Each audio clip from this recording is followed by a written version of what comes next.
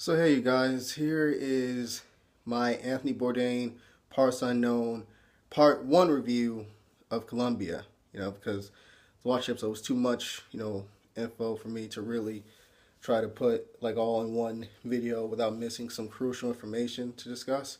So I just decided to just like split it up in two. So here we go for part one. So part one is like a montage, of beautiful shots of Colombia and the people. We learn from Anthony Bourdain, the episode that's a rich Spanish, European, Afro-Caribbean, and, indigenous, ethnicity to the city. The people are very warm, generous, sound, cheerful, pretty much on all good vibes. And obviously, they have great food. So yeah, and pretty much Anthony Bourdain's talking about it's a shame that a country so beautiful is only usually viewed, especially by people in the West, here especially. All we know about is really the cocaine and the shitload and consistency of just straight violence. So, we start up the episode with Anthony Bourdain, like, catching a plane, in Villa Vicenio, with, I believe, a teacher there. A teacher who, at least a teacher in Colombia, teacher at university named Pablo Mora, who, I think like the only way to get, in and out, get through Colombia is either via boat or airplane. And apparently that's like the only airplane place in the country, which says a lot, saying how big it is, that being the only plane, airport there.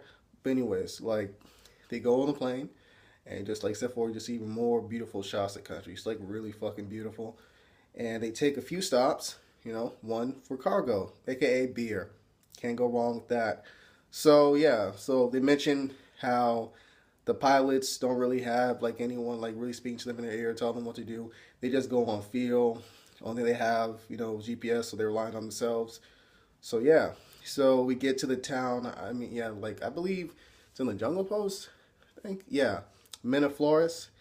And apparently there was a Marxist guerrilla group called the FARC who had tremendous influence there and really was a real threat, in which the government took out, I believe that still came out 2 years ago.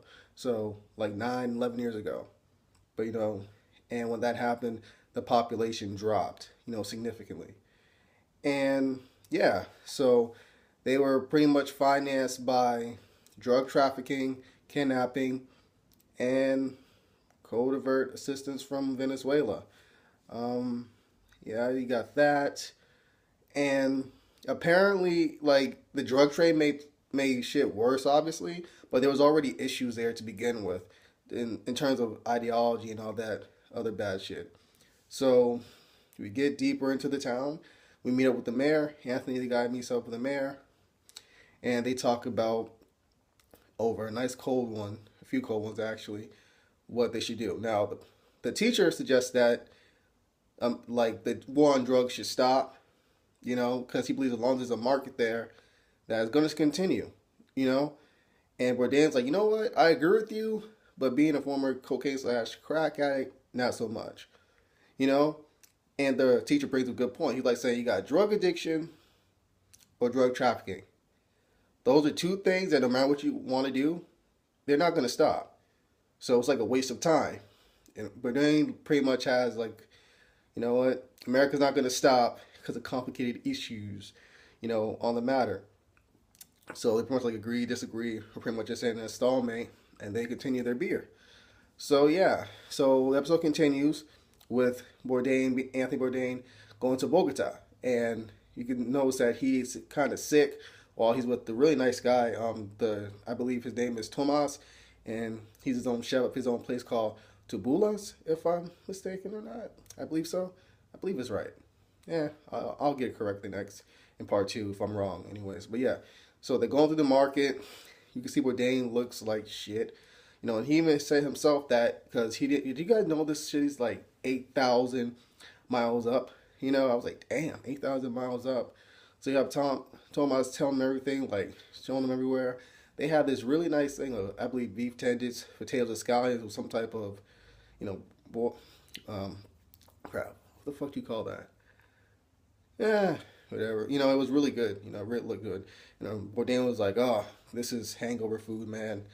This is great stuff right there. So, after that, he meets up with a renowned writer and author, Hector Rabar, in Candelaria, which is basically the renovated version of the old city.